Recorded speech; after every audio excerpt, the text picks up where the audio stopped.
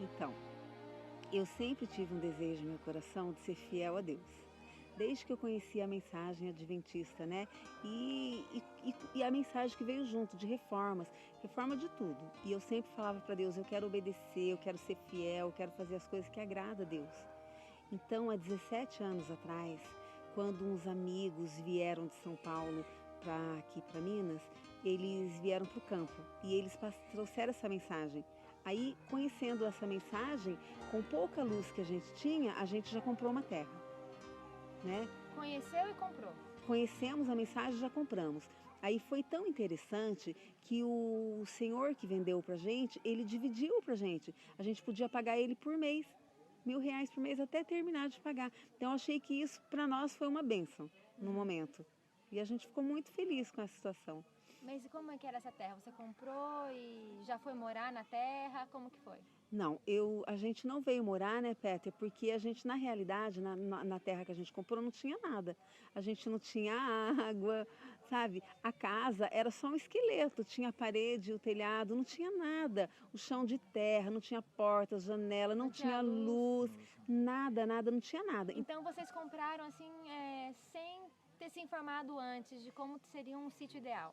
Isso, a gente comprou achando que estava obedecendo a Deus. Uhum. E você sabe que Deus teve misericórdia da gente, ainda cuidou de nós nesse sentido? O que aconteceu, Tereza?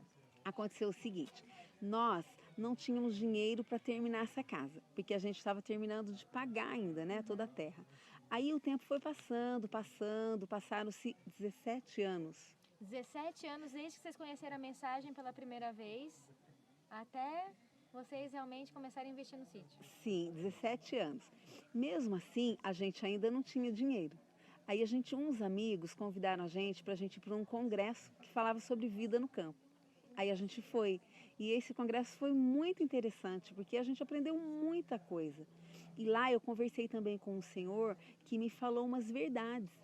Que eu falava para ele assim: eu sou comportor, eu tenho que morar na cidade, né, para mim levar mensagem.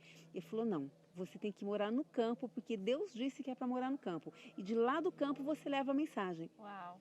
Quando eu ouvi isso, sabe, foi assim como se fosse, sabe, um soco no estômago assim?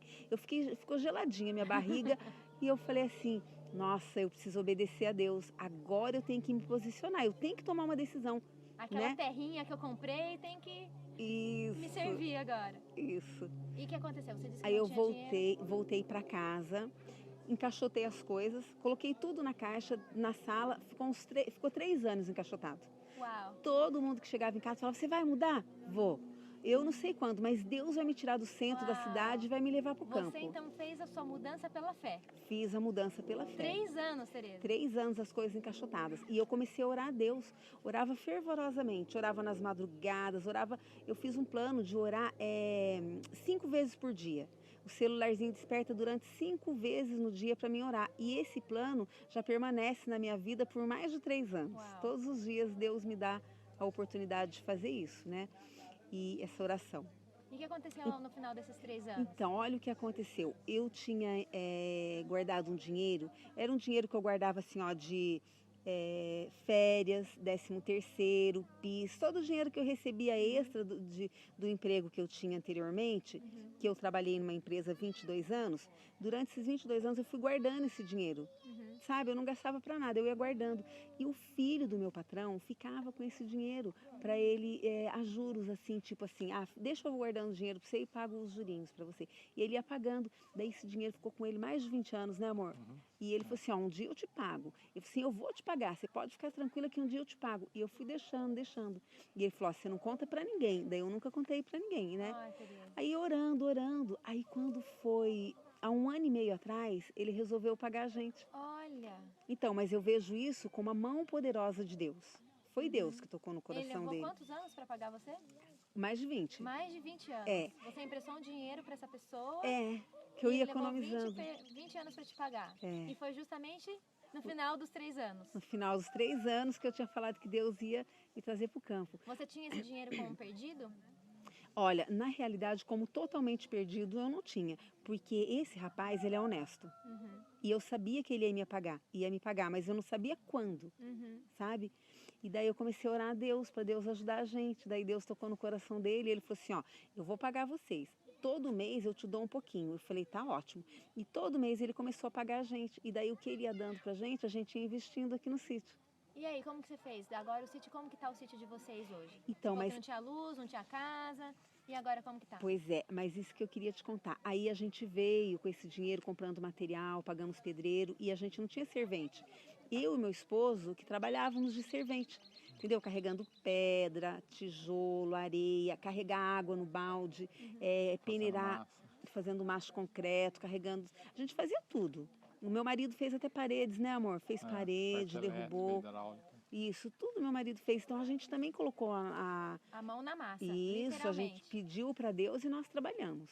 E foi a maior bênção da nossa vida. Foi uma cooperação de Deus e o esforço humano. Amém, foi isso mesmo. Então hoje vocês estão no sítio.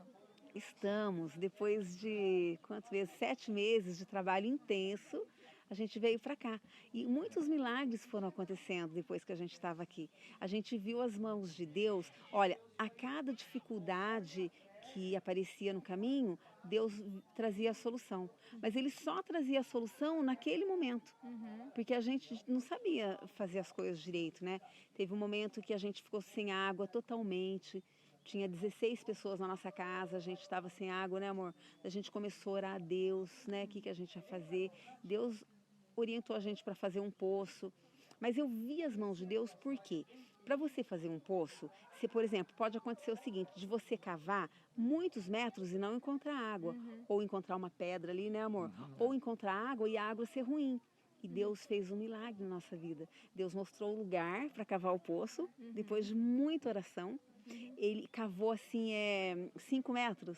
5 metros. 5 metros já encontrou água e água Com 3,40 boa. encontrou Com água. 3 metros e 40 encontrou água. E agora cavou mais um pedacinho e a gente tem água e agora a gente pode receber muita gente na nossa casa. Então no Pra sítio glória de de vocês Deus. hoje tem luz, tem água, tem a casa. Tem luz, água, tem a Deus deu de casa. presente para vocês. Tudo isso Deus fez. E olha, a gente já plantou. Faz 9 meses que a gente está aqui no sítio e a gente já colheu 35 quilos de feijão, Uau. sem agrotóxico, né? Não é transgênico, a gente já está comendo coisas daqui. E também a gente colheu muito milho, né, amor? Que a gente fez farinha, fubá. Olha só. A gente já está até vendendo para as pessoas, né? Olha que Tudo joia. orgânico e já está usufruindo. Muito bem. Então, Tereza, você podia, e Peter, vocês podiam contar pra gente, então, nesses 9 meses que vocês estão no sítio, o que é que mudou na vida de vocês? Vida espiritual e vida familiar. O que de positivo teve nessa mudança? Eu fico muito feliz de estar aqui no sítio, porque assim a gente vai dormir mais cedo, né? E a gente passa mais tempo estudando a Bíblia, o espírito de profecia. Inclusive, eu gosto de levantar às 4, 5 horas da manhã no máximo, para passar com Deus umas 2, 3 horas, né, amor? Lendo a Bíblia, o espírito de profecia, a lição da escola sabatina, os comentários da irmã White, né? E isso é muito Então importante. você tem mais tempo para Devocional. estudar a Bíblia, a Bíblia e estar com Deus no sítio. Você sente Isso, isso? Mesmo sendo sinto. comportora na cidade, no campo você sente que você tem mais tempo para Deus. Muito mais tempo. Muito mais tempo. E outra coisa, tem o silêncio. E uma coisa que eu sou eternamente grata a Deus, lá na cidade onde eu morava, no centro, lá passava muito carro na nossa rua, era muito barulho a noite toda, de dia, e muita fumaça entrava lá dentro. O pessoal passava fumando na rua, entrava fumaça dentro da nossa casa. E aqui é uma bênção. Ar puro. Ar puro, não tem fumaça de carro, não tem fumaça de cigarro, não tem nada. Gente, eu agradeço tanto a Deus por isso. Então, como que é a rotina de vocês hoje? Já sei que vocês acordam cedo, 4, 5 da manhã. E depois, o que vocês fazem? Então, aí a gente, depois que a gente passa tempo com Deus, né, individual, a gente passa tempo com Deus nós dois juntos, aí a gente tem o nosso serviço, né? Eu tenho que aguar as plantas, o Peter vai roçar, e quando ele roça eu vou com o rastelo tudo, a gente junta, guarda isso, arruma cerca, né, amor? A gente guarda esse capim para depois ele virar o esterco orgânico, para a gente pôr nas plantinhas, e fazemos a porteira do sítio, né, amor? Então vocês ficam envolvidos na vida campestre Na mesmo. vida campestre, é. Agora uma pergunta que as pessoas sempre têm em mente quando ouvem relatos de pessoas que foram para o campo é como que elas vivem para se manter financeiramente? Como que elas fazem para se manter financeiramente? Vocês, o que vocês estão fazendo para se manter financeiramente? Então, no nosso caso, como a gente se mudou lá da cidade, nós temos uma casa lá no centro da cidade.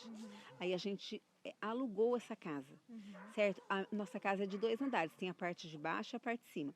A parte de baixo, essa casa nós fizemos e eu falei que essa casa não é minha, é de Deus.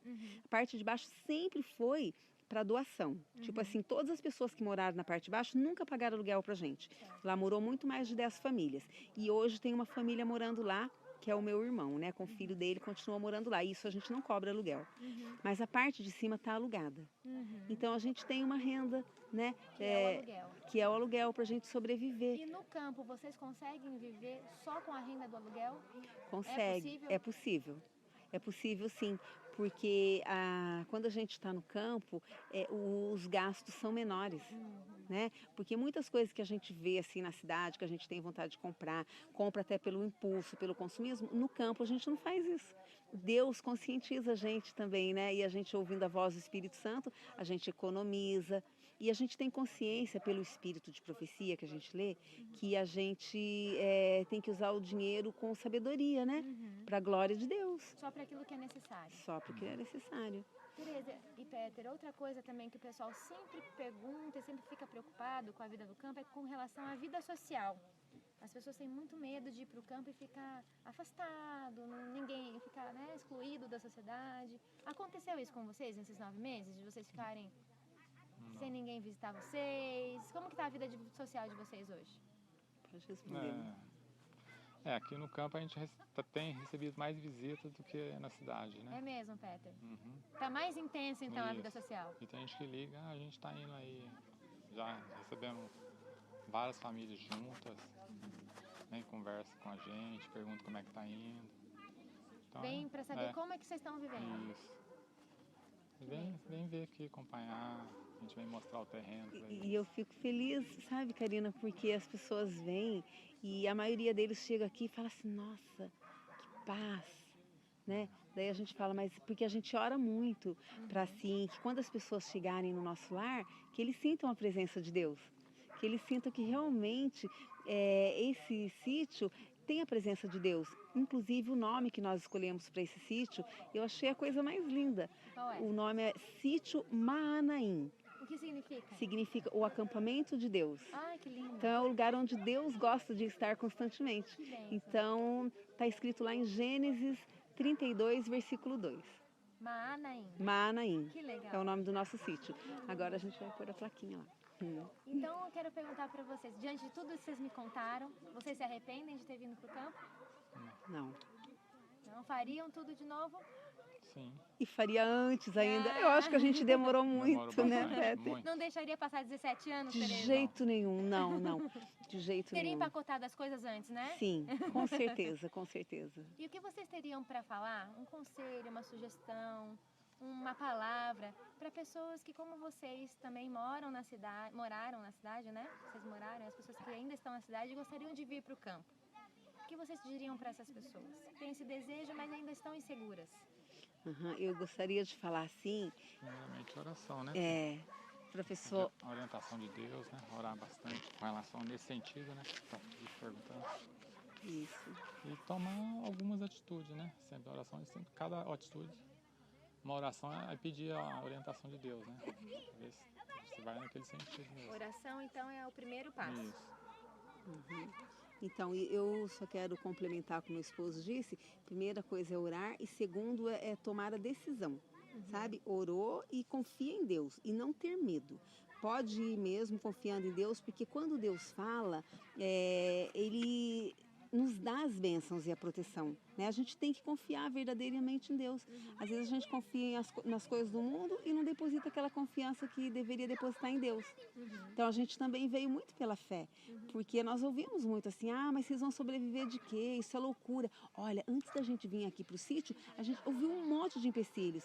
Tinha dias que eu ficava tão triste que eu me ajoelhava e falava, Senhor, eu quero entregar nas tuas mãos a minha tristeza. O Senhor ouviu o que eu acabei de ouvir? As pessoas falavam assim, não vai para lá não, lá tem cobra, lá tem, como é que chama? Lá tem onça, lá tem... Eu falava assim, não, mas eu confio em Deus. Deus fechou a boca dos leões, Deus pode fazer tudo por nós. Amém. Então eu aconselho as pessoas a confiarem em Deus plenamente, mas só que elas têm que dar o passo, colocar o pé na água que o mar vai se abrir, que nem aconteceu com a gente. Ô Tereza, e para aquelas mulheres que têm medo de cobra, de aranha, de ladrão no sítio, aconteceu isso com você? Você teve esse medo? Eu tive medo. E o que aconteceu nesses 9 meses? No primeiro dia, quando a gente veio aqui para o sítio, eu não abri a janela, né? O primeiro dia. Então, quando foi umas 3 horas da manhã, a gente ouviu um barulhão em volta da casa. Eu falei pro meu esposo, estamos sendo assaltados. Peguei uma lanterna, saí de um lado da casa e falei para ele, pega outro. Ele saiu do outro lado da casa. A hora que a gente chegou no fundo da casa, era um cavalo que tinha passado correndo lá.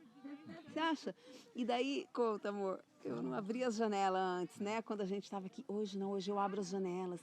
Eu saio da casa 3 horas da manhã, vou no quintal, olho para o céu, para as estrelas, agradeço a Deus, sabe? Passou o medo. Passou. E eu sou grata a Deus, eternamente grata, porque Deus trouxe a gente para o campo para a gente depender dele. E eu vejo que a cada segundo na nossa vida é de dependência, porque nós tivemos um problema. Posso contar rapidinho? Pode, Tereza. Nós tivemos um problema aqui no sítio, que o meu esposo foi fazer... Foi limpar, assim, sabe os matinhos seco? Foi limpar. Aí foi queimar só aquele matinho. Daí uma brasinha escapou, né? E foi pro outro lado. E aí pegou fogo no nosso sítio. Sabe, queimou quase a metade. Mas só que quando eu vi aquele fogo subindo e o meu esposo me chamou, eu falei assim, vamos apagar o fogo. A primeira coisa que eu fiz foi ajoelhar e pedir para Deus. Falei, Senhor, que o Senhor tenha misericórdia de nós nesse momento, envie os teus anjos, que o Senhor possa apagar esse fogo para nós. Porque, Senhor, primeiro, eu não quero prejudicar nenhum vizinho. Eu não quero que aconteça nada com os animais dos vizinhos, que eles tenham algumas vacas. E falei para Deus assim, Senhor, eu quero ser um bom testemunho aqui. Eu peço para o Senhor misericórdia. E Deus enviou os anjos dele para apagar o fogo para a gente. Né, amor? Aconteceu um milagre. Então, eu agradeço muito a Deus. Apagou. Se vocês precisarem... Não tinha o que a gente fazer. O fogo é incontrolável. Então, aconteceu um milagre, né? E Deus apagou o fogo pra gente. Então, testemunha de que Deus está acampado aqui mesmo, amém, né? Amém. Glória a Deus por isso. Então, o seu conselho é que as mulheres que têm medo de ladrão, cobra, aranha, podem vir com medo assim mesmo, que Deus vai tirar. Deus tira. E outra coisa, o meu esposo estava roçando aqui e ele encontrou 3 cobras, né, amor? Ele encontrou 2 aqui para cima e uma aqui embaixo.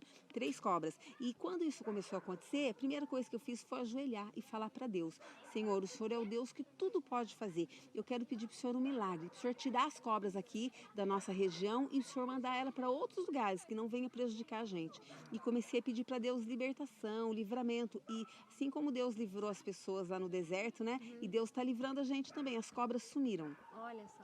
Então eu agradeço a Deus por isso. O conselho é orar e confiar e tomar a decisão. Fazer a entrega completa. Amém. Não ter medo. Que Deus medo. possa abençoar vocês, viu? Continuar abençoando você, Tereza, você, Peter.